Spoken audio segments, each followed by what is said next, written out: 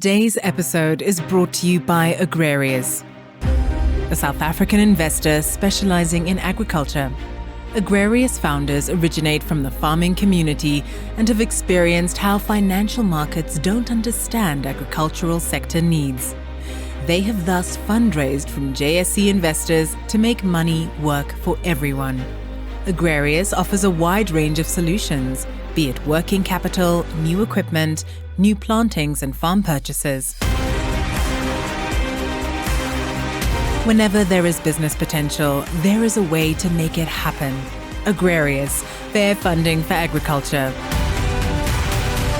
For more information about funding options, visit agrarius.co.za, a product of 274 Investment Managers.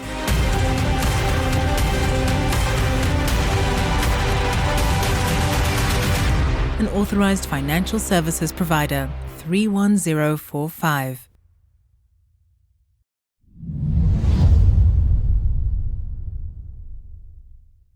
Good morning, Mishkaat. It's really lovely to have Mishkaat Anderson here. She's the General Manager of Culdevco. So welcome here, and please tell us a little bit about yourself and Culdevco. Thanks for this opportunity. It is lovely being here as well. I am AKA Mish. This is how everybody knows me in the industry. So I come from Wellington actually, and I have been in Paarl for the last 15 years. The company that I work for is Culdevco, and Culdevco is 20 years old this year. We are that's very cool. Yes, we are a cultivar management company, and we commercialize all the varieties of the ARC. So the ARC does the breeding for us, and we commercialize globally. Okay, what kind of fruit are we talking about? So the fruits that is on our basket is deciduous fruits, so pome fruit, stone fruit, and table grapes, and then we mustn't forget about the raisins. Oh, okay, nice. Cool. Okay, so tell us about Culdevco's recent history. How's it going? Are you commercializing a lot of new fruit? Which ones are looking good? History. Tell us. So from a Culdevco perspective, I am very proud for the 20 years that we have been part of this wonderful industry. Although that we have a sustainable amount of fruit that does very well on a global level in terms of exports, of the 10 fruit or of the 10 deciduous fruits in stone fruit that we export, we have the best 5 in our category. That's that South is Africa ARC-bred, in terms of South African exports. So the top 3 is obviously Ruby Sun, and then we have Ruby Star, and then we have It's okay, you'll think of it. But are they the whole Ruby range? They're not a Ruby range, but they are early. They are the most early ones, still the most later ones in our category. Yeah. Okay, well that's very exciting. I didn't know that the stone fruit was such a good performer. The third one is African Delight. You see, we knew you would think of it. We knew you'd think of it. There you go. I've actually heard of African Delight. I think yes. In the research I've had to do about a Culdevco, I remember that name and the rubies. How big is the stone fruit market for South Africa? The stone fruit category is very big. In terms of what the Culdevco portfolio has in terms of export, it is roughly 45% of my business is the Culdevco cultivars. On stone fruit? Of stone fruit, yeah. Okay. And those ones that you mentioned now, they are all plums? They are all plums, yes. In the pome fruit category, we've got an old one, which is called Cheeky. Yeah, Cheeky Pear, so. The Cheeky Pear. We also have a master license holder now in Italy called CIV, who is our partners in the Northern Hemisphere. So they obviously, from a market point of view and also from a commercializing point of view, are driving Cheeky in the Northern Hemisphere. And then we have the newest one, or the newest kid we call on the block, which is Rosie Lawazi, and its variety name is called Cape Lash. So that one, or Rosie Lawazi Cape Lash, is actually one of the newest early blush pears that we have in South Africa. It normally comes in week 40, 48, 49, which is very early. So you don't have a Christmas. Okay. You need to harvest. If you say it's new, how old is it in your portfolio? It is relatively 3 years old. Yeah. So I started commercializing it when I started Culdevco, when I started my journey at Culdevco, and that was in 2002. Okay. So just let's back that one up a little. What week did you say that it starts ripening? 40? 48, 49. So no, that's harvesting. That's November. That is That's harvesting. End of October. Sorry, that's what I meant to say. That's harvest, end of November. That's really early. I mean, apples normally only start in late summer in the Western Cape. Am I right? Or I don't know, help me please. Apples is, but for this one, it is. I meant to say it is relatively in week 52 side, not 48. So it is relatively a week or two before Christmas. That is when we harvest it. That's very, very early. Yeah, it is. And that must make quite a difference from the window, the harvesting window perspective for the rest of South African apples. I mean, it must. Pears. Is it a pear? It is a pear. It is a pear. It's a pear. Sorry, we didn't quite get to that. So it's a pear. Yes. That's very exciting, but it's still very early. It is very early, and we have had ups and downs with the commercializing of it, in terms of is it going to be the next good variety for growers? Is it going to have a return on investment for growers? Is it going to yield as what it needs to be for growers? And just yesterday, because it's still in a juvenile phase, and I just yesterday or over the weekend, the season has started. The technical advisors are calling you, they are WhatsApping you, they are sending you images of your cultivars. And I got a message from Kala Datoy, and he said to me, Mish, this is really what I actually would like to show you. How well the fruit set is, how well the cultivar is growing. We don't even know if it is in a youth phase at the moment. So yes, so I'm loving I'm loving what I'm hearing from the technical team at the moment. So if it's being commercial now for 3 years, this is technically going to be like the first season that it's going to be going. We've commercialized it since 2022 when I started. Yeah. So remember, this is now the third year that we will introduce this pear to the rest of the South African growers. Okay. But how many hectares of planting has there been? It has been a little. We're looking about 20 hectares at the moment, between 20 and 30. But we have a lot of interest in it, as well as in the Northern Hemisphere. There's also a lot of interest for Cape Lash because it's so early and because of the size. It's not too big, it's not too small. It's just right, and it's got that nice consumer taste which the consumer likes. Okay. So even if there's only like 20 or 30 hectares and they are 3-4 year old trees at this moment. Yes. So what I'm saying is that this will be the first time that they are almost in full production, that you can get good estimates and good feedback and data from the market and everything. Yes, we have with the Ceres group, growers in Ceres. we have had a lot of intervention in terms of the exports and how this cultivar is perceived from a consumer point of view. So we have had good results in this term of where we're trialing it, where you're seeing what is actually the benefits and what is really good for us as South African growers to grow the variety. A question on that.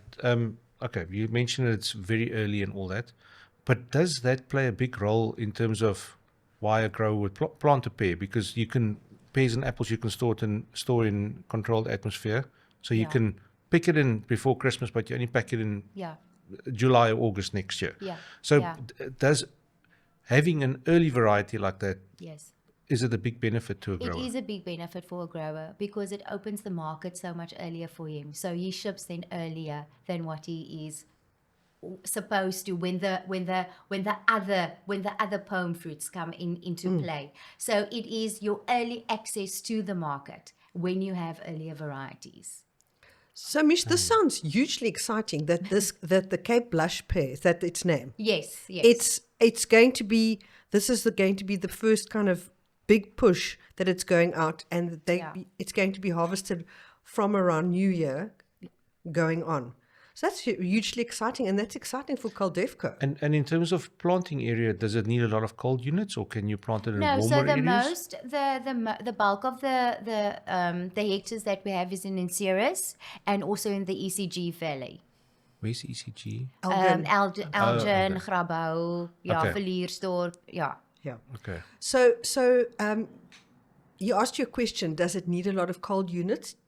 No, not necessarily. It's a medium chill pear. So your Ceres area, your Grabouw area, your Villiersdorp, Vyeboom, those areas are Warmbokkenveld. Yeah. Okay. It's exactly where it needs to be. That's very exciting. I look forward to seeing Cape Blush. Yeah. It's going to be very exciting.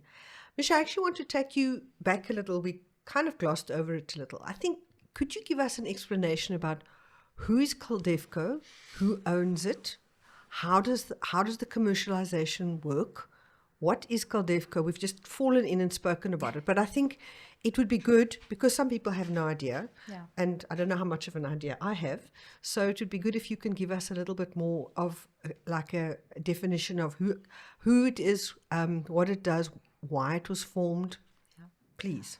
So Culdevco started 20 years ago with the main focus that the ARC is our breeding partner, and they have been breeding for Culdevco for the last 20 years. We have the Culdevco consists today out of the industry shareholders and a shareholder called cultivar that does our empowerment and our that's our empowerment and transformation leg, which does very well because it also latches onto the different industry bodies. So the shareholders of Culdevco is Hordgrow Pome, Hordgrow Stone, Sati, which is the table grapes, Raisins SA, and also the CPVA, which is the inmaakvrugte. The canning. The canning industry. Okay. Okay. So hulle is almal, they are all part of Culdevco. And then we have obviously the cultivar, which we started 2 to 3 years ago, and they obviously do all the empowerment initiatives for Culdevco. Wow. So, well, that's very nice. Thanks for explaining that, because I wasn't even aware of who all the shareholders were. And Cultivar. Such a cool name. Yeah. Okay. So and what? Tell us a bit about that. What activities do they do? So they line mostly up with the industry bodies in terms of if there are many transformation projects and how can they assist the industry bodies with the various activities and with the transformation goals which they have in terms of how can they aid producers, or how can they aid the business entity of a producer, of a new entrant farmer, or a new establishment as a transformation farmer. So these are the things that they look at in conjunction with the industry. Okay, very interesting. I've got a lot of questions on what everything that Culdevco does. So, in terms of the breeding, the only breeders at this stage is ARC. Yes, so correct. they do all the breeding for you. Correct. So, when you guys are trialing, obviously you're trialing new varieties all the time. There's probably 50, 100 in trial at the moment somewhere. Yes. If, let's say, it doesn't comply to, for instance, to be an export variety, No. does that then get trialed to be a canning variety, and as it goes down the line, or how does that?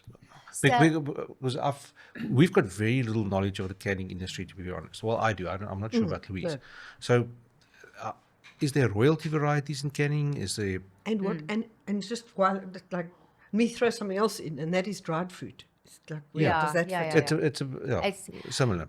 So what we do is we sit with the the breeders of the ARC. We tell them exactly what are the things from an industry perspective, what are we looking for. And obviously they breed, they do their crosses, and we will go walk the fields with them in terms of from a selection point of view. And we will assess with them what are the promising selections we will take forward. So sometimes things are supposed to go into the fresh category, but then it ends up in a dried fruit industry. So so it's sometimes we're in a bit of a pickle, because we thought, okay, but this is what we wanted for the fresh, and then it is for the And it's a canning. difficult thing also, because you got to look into the future, because a new variety you're looking 12, 15 years. Exactly. And it's an investment that a producer needs to make. So we are very much aware of what we need to look at for the next 15 or 10 years. And we try to do our best in terms of selection process. Remember, we also, although Culdevco has our own evaluator or specialist evaluator that has a specific eye for specific things for the industry and from a consumer point of view. But also all these promising selections that we have and that we want to take forward, and we want to say, guys, this is producers, this is the best that it also goes through the evaluation period where Provar is the independent evaluators that takes all these varieties, and they evaluate it on a merit base, on adaptability, on all these horticultural characteristics that they do. And when they give their point of approval, or say to us, but these are the pome fruit, or these are the stone fruit that I really think that has what it takes to make from an export point of view or from a local point of view, then we know we are safe, because we can't always say our children is the prettiest. We can say it, but it's not always doesn't have to be the case. It is not always believed that way. So that is how we feel. We do believe our children is the prettiest, but we just need that extra stamp of approval from just to say, but these are the good varieties that's currently in South Africa. And then if there are a lot of interest from marketers' point of view, then we start with the whole semi-commercializing phase of it, where we get that input from the marketers, from the growers. We then trial it for the next 2 or 3 years in terms of we send it out to retailers. We get feedback. We see what our feedback is, and we also see how we can improve this variety with post harvest, with production protocols, all within those 3 years of semi-commercialization. So you guys do that, or does Provar do it, that they send it to the retailers? No, so we we partner then with specific exporters Oh, yes, that okay. does that for us. Okay, and then they provide you They with the provide feedback us and, with the okay. necessary reports, with the consumer reports, with all the nitty gritty that happens when the fruit goes to the retailer. And and they will also say to us, guys, you need to change your protocol this year for this and this, and you need to do this a bit more, or you need to make use of better technologies which is available. So we do get a lot of feedback from them in terms of how we can improve.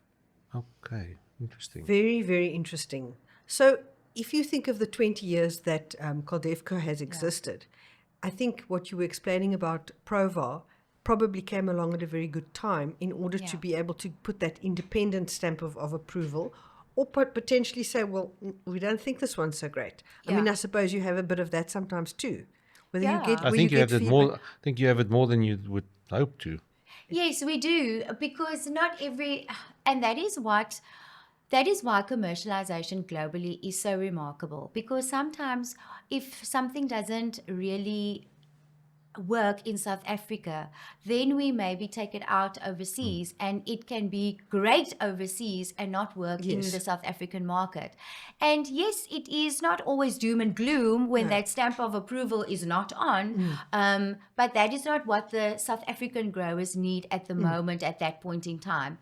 But everywhere else, it is also needed. So that is also why Culdevco is so unique as well, because we commercialize across the world, and we have certain varieties that has been commercialized in South Africa, or has not been commercialized in South Africa, but is being commercialized everywhere in the rest of the parts of the world. And it's also to do with the markets are much closer. You don't need that rigorous and strenuous protocols from a South African point of view as what you have from other markets in the world. And that is what commercialization is so unique for Culdevco. Now I'm dying to know which cultivars are making it big elsewhere that were bred here and are part of the Culdevco range.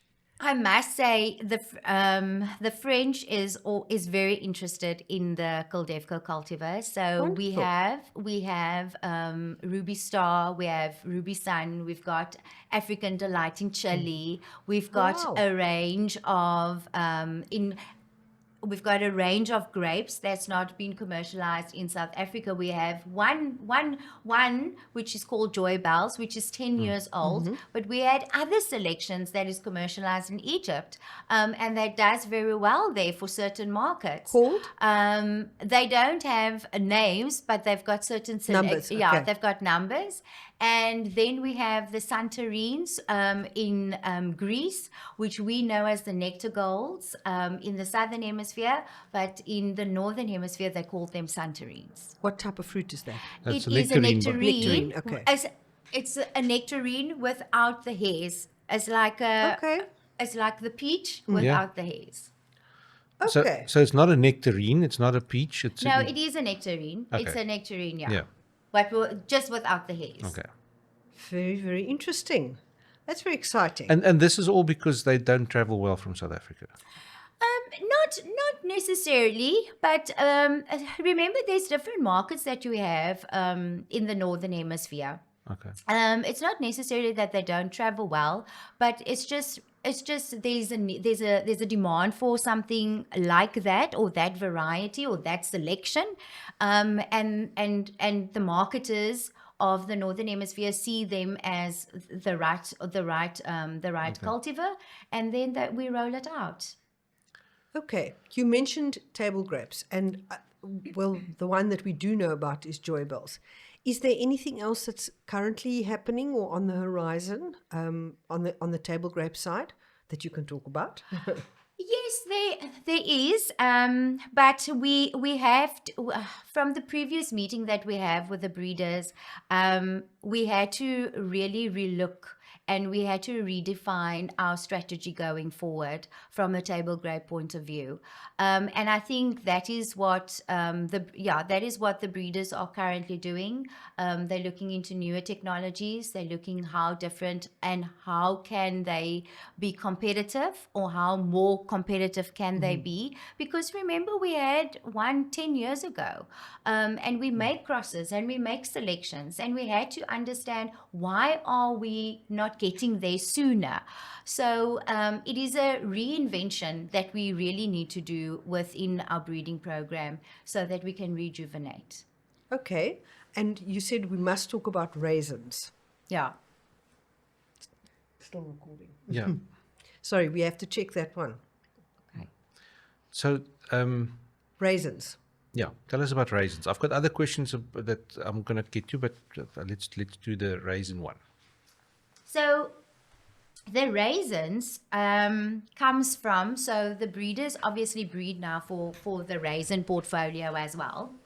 And we, at the moment, because it also goes through a rigorous process in terms of evaluation, it needs at least 4 years of evaluation or 5 years of evaluation, and getting that data before we can really say we have the stamp of approval so that we can go on a semi-commercial trial.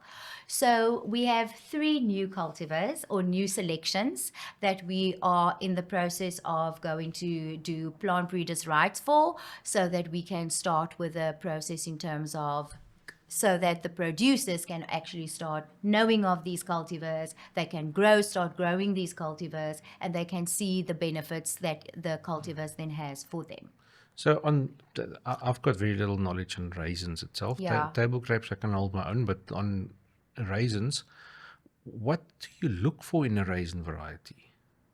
So Because we just see the dried little shriveled up grapes in a packet when we buy them, but what do you and a grower look for in terms of raisins? With table grapes, they need to last, the stems need to be the whole bang shoot, but in a raisin, what is it? What is the What is the characteristics? required?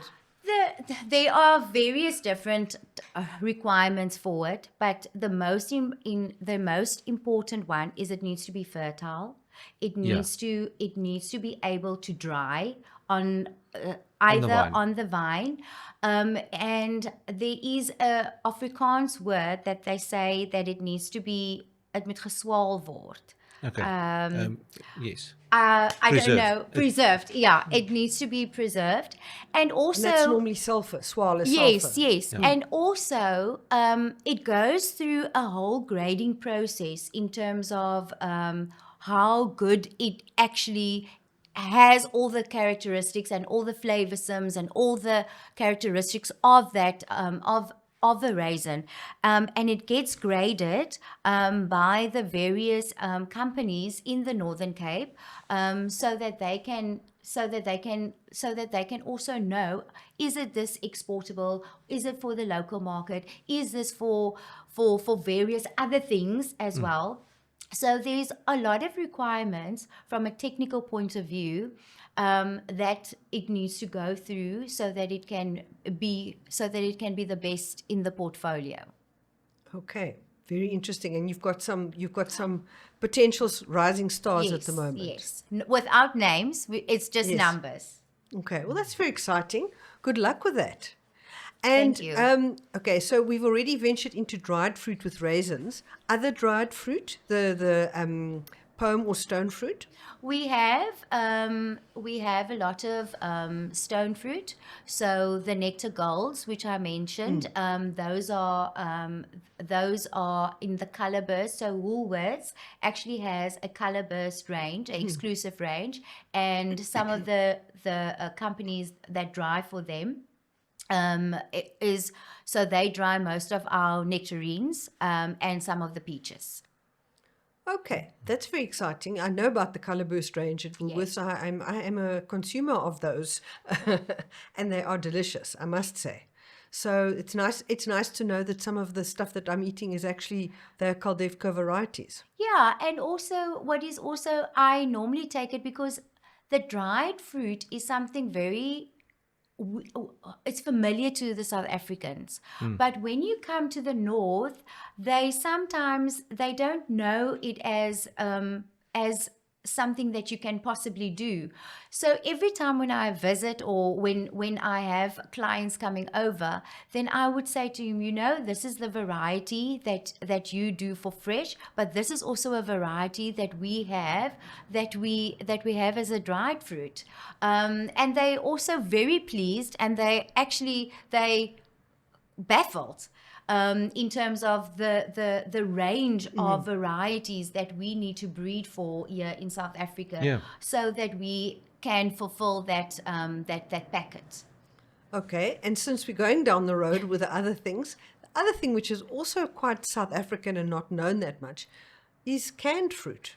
Yes. So tell us about that, and how is that, how's that helping the industry, and what do you have there? For the canning because to put it bluntly, there's been a can of worms around it. Yes. Yes, Dewald. In the last couple of years. Yeah. And you need to qualify that, because now it sounds very bad. You need to tell the story. Totally. I fully understand, and myself and Jacques has had many conversations, the CEO of the canning industry, had many conversations regarding this, but 80% of the peaches, or the canning industry peaches, belongs to Culdevco, or is the ARC varieties. And for the last 5 to 10 years, with the controversy that has been going on in terms of the factories, there hasn't been any newer plantings. But because of the issue there, and from a capacity and a demand issue, so that was the stumbling block for a lot of growers in terms of do they plant, don't they need to plant. But as the market shifted from maybe 5 to 10 years ago, we also see that there is a newer feel for these varieties. People want to have fresh varieties. They want to have these canning peaches, or these peaches, which is normally goes out by air freight, and we see it now more and more and more that they want the consumer wants peaches. And so sorry to interrupt you, but if you're talking about peaches, we know them as geelperskes. Geelperskes, yeah. What's the pretty English name for them? I don't know. Just not a yellow peach.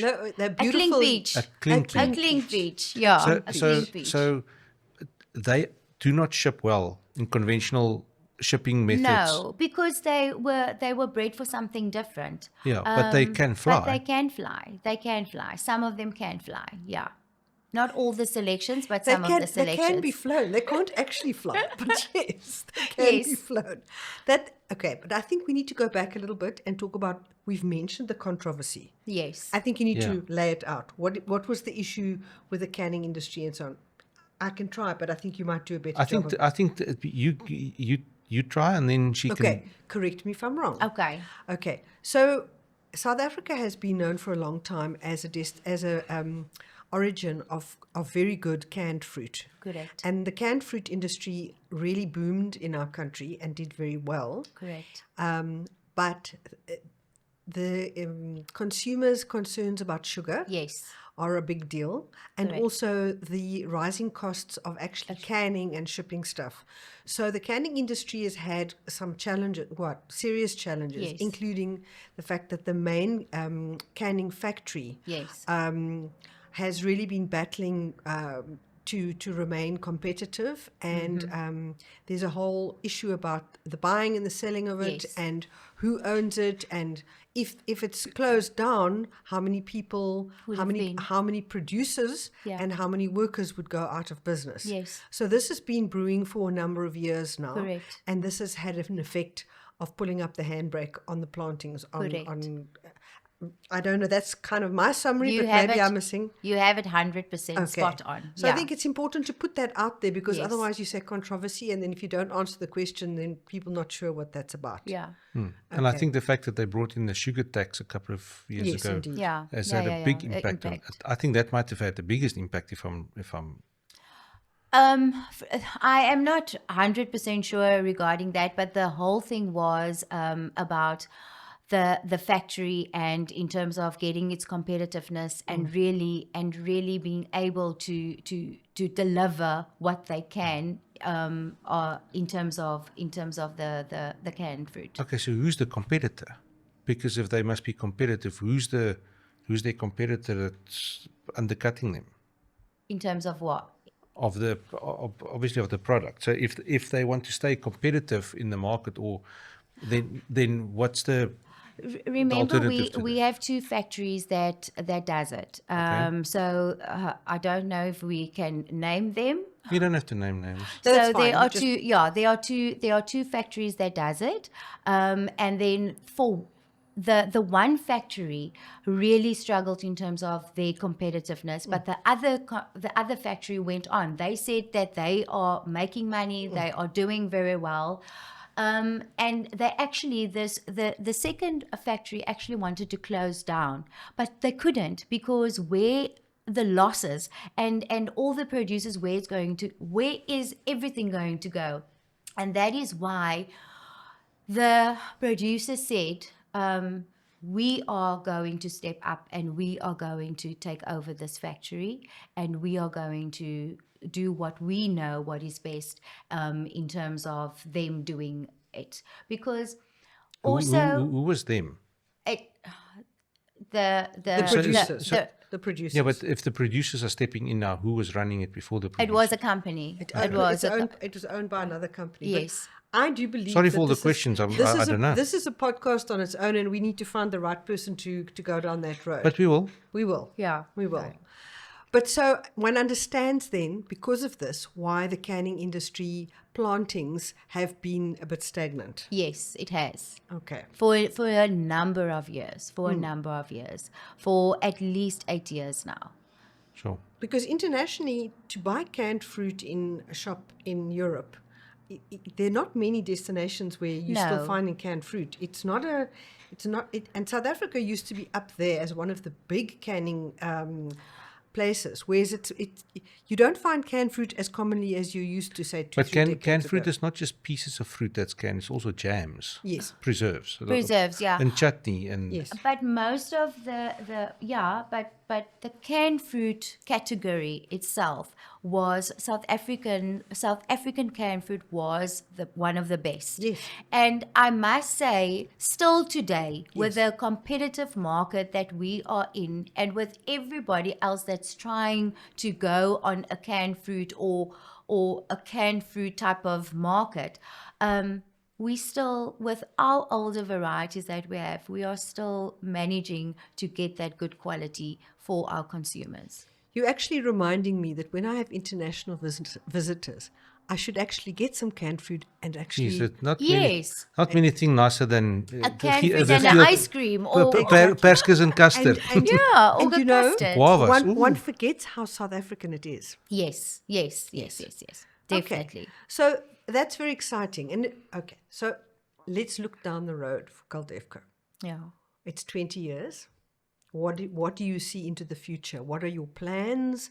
Are you planning to expand? Are you planning to go into a particular direction? Are you following any particular trends? Tell us about Culdevco. The strategies for Culdevco is we are here to supply the South African growers with future fruit. That is our motto. And whatever that means, if it is, we have always,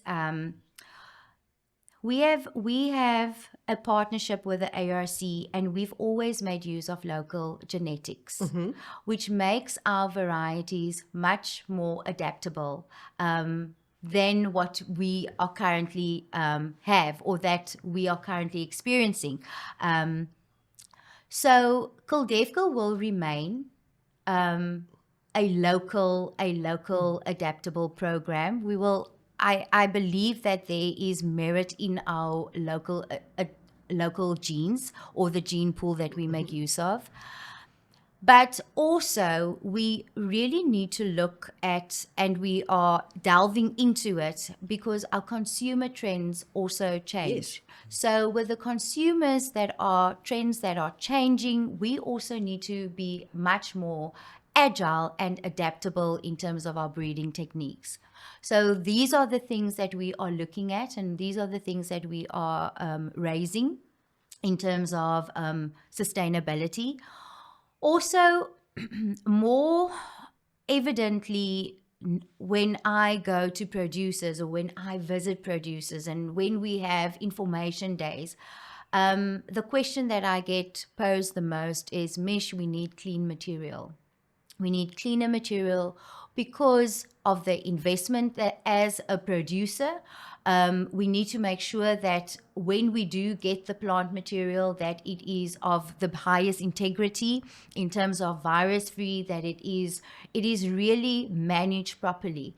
And I believe that will be the next call for Culdevco as well, to ensure that when we give that plant material to that grower, that it is the best product that we can give them so that they can obviously be happy with it for the next 25 years or the next 20 years and for their investment that they make.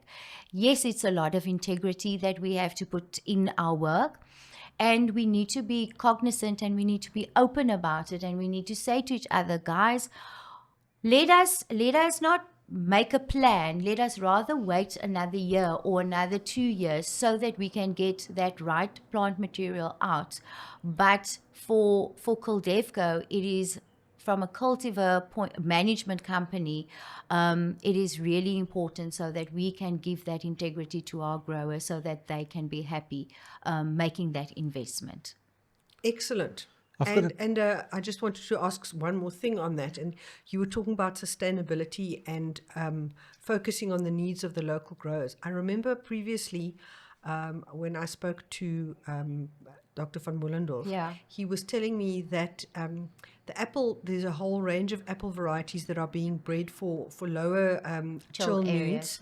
And in order to be able to grow in those areas and potentially also supply our local and surrounding country markets with plant material that can be used in South and Southern Africa. Yes. So tell me about the low chill apples a little bit more. The low chill apples has done tremendously well. We have commercialized more than 500 hectares of the low chill apples, and they're not just here in South Africa, but they in our neighboring countries as well, Namibia, Zim, Botswana. We're looking into Kenya as well. So there has been a good appetite from producers in terms of, okay, they would like to grow low chill apples, and because we also see the change of the climatic conditions. So I must say the low chill apples are doing good. We've had actually 3 weeks ago, myself and the ARC, we went to a grower and we went to go visit him. He showed us how his low chill apples are actually doing, to which markets he's shipping. And it is really nice to see that, because it's the first generation low chill apples and how well it actually has done over the past years. I've heard that there's guys up in Limpopo, Mpumalanga, growing low chill, shipping it into Mozambique, Zimbabwe, Botswana, and well, look, you can ship it with a bakkie if you really want to, so you don't need to worry about the massive cold storage investments. The protocols that it has. And they are doing very well. Yes. So that's an entirely new market that didn't exist 15, 20 years ago. Correct. So it's amazing that you guys you are changing the industry with that kind of thing. Yeah, and also I must say, I thought when I started, the low chill apples will die a bit, but no, people and growers up north, they are really still interested in planting, even if it is not for a fresh market, but for other markets as well. And we have been really doing well with the low chill apples. Interestingly, we were just recently at the Blueberry Symposium, and the R&D that has come out in the entire fruit industry, taking stuff that previously had to be high chill only, Yeah. it could only grow in Grow in high high chill chill. areas, and breeding it for low chill conditions Yeah. has actually made a huge difference in where one can grow fruits these days. So the fact that, 25 years ago, apples, no, you couldn't really grow apples in the northern part of our country. Yes. And now It still almost sounds like weird if you say there's apples Yes. in Limpopo. Or Yeah, it does. So, Culdevco is clearly making a difference in South and Southern Africa. So Yes. that's exciting. Yeah, definitely. Okay. Right. So the ARC is a government-funded initiative. Entity, It's a state-owned Is enterprise. a state-owned Okay. entity. So we've previously had podcasts where I wouldn't say a lot of negative things have been said about the ARC, but there is a bit of negativity around it at the moment. How well is the South African government still funding variety breeding in South Africa? I must say, from what I know, that there are funding going into the breeding program, and I know because I work with the operational team of the ARC very closely, and I know what they are doing, how they are doing it at the moment. So we are not really seeing that there is no money going into the breeding program. That I can definitely tell you. Okay. And I presume also, and please correct me if I'm wrong, I think that from Culdevco must also be quite a good funder of the ARC because you are licensing these varieties. Yes, we have various evaluation projects that we have with them, and we have a lot of projects with them, and we also try to remember we are their commercializing partner. So what that entails is Culdevco also needs to do all the other projects that needs to be for the cultivar to be a success, and where the one door closes, the other door opens then for Culdevco, and that is how our relationship has been over the 20 years. Okay. Okay, cool. great. So I've got another question. In terms of marketing these fruits, like you guys are commercializing it, is your main aim to get growers to plant, obviously? Yes. Are you also involved with the actual marketing of selling the fruit, like for instance branding a Cheeky Pear or a Cape Blush? Is that a big part of what Culdevco also does? Yes, it is in a nutshell. If the exporter comes to us and they say to me, Mish, here is a potential gap. I see that you can you can fill this gap for us in terms of the marketing needs, and then we will pursue it. But it's not something in our own that we will do, because what we are doing is we need to make sure that the growers plant the variety. Yes. But I think when we start, it takes us back to the whole pipeline. When we start with a selection, we semi-commercialize it. And from the semi-commercializing phase, we're going into full commercializing. Those key requirements comes out, and the marketer or the exporter will say to me, Mish, here is a gap, and we need to address that gap, and then we do the marketing as per what the cultivar needs, or how we need to market it more so that the consumer Exciting. I've got a question, and I think it's quite provocative, but it's actually the reason I want to ask it is to give you an opportunity to kind of give a message to people that are listening, and that is, in a world where we have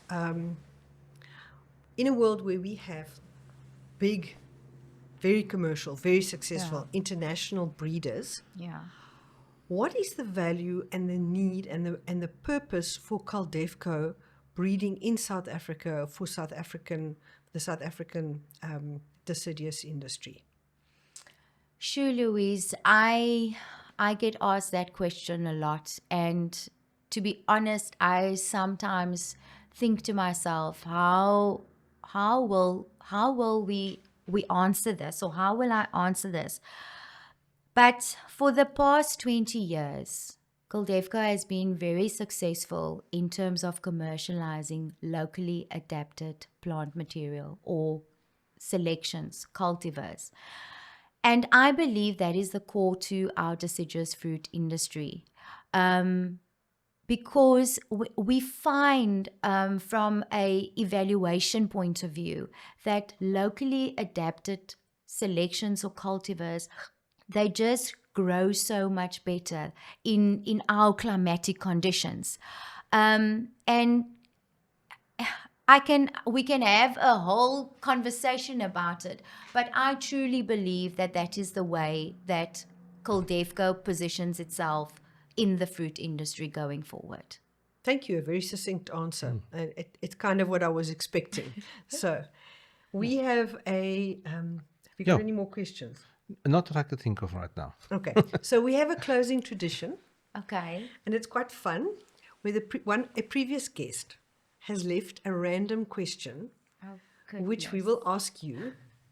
And when we're done with the podcast, we'll get one from you for the next person. There's no right answer or wrong answer. There's only your answer. And Dewald will fish up one out of our book of tricks there. Yeah, and the last one is actually very good. So are you ready? Have you got something there? Okay. Don't look so worried, Mish. If you have children, would you like them to follow your professional path? And if not, why? I do have children, and I would like them to follow in the agriculture space. Actually, I come from a different background. I was in manufacturing for the past 10 years of my career. Mm-hmm. And then I decided to embark in the agriculture sector. And for me, making a product was always important. And I see me in the Culdevco, in the agriculture space, as making a product, even if I'm not physically making the crosses, making the selections, but I'm part of that process, so that a product, if it's a plum, if it's an apple, if it's a pear, whatever fruit kind it is, we're delivering it to a consumer that actually has a bite of the South African goodness. So, in essence, yes, my children know how my passion for agriculture is. It's been a wonderful journey that I've embarked on.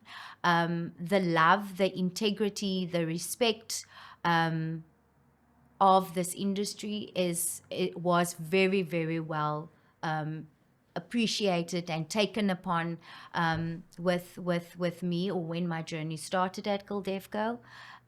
So yes, definitely, there is always space for agriculture. And I must just add that wasn't the rehearsed answer.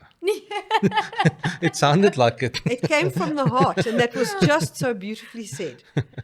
Thank you so much for joining us, Mish. It's been incredibly interesting and very inspiring, and the best of luck with the next 20 years for Culdevco.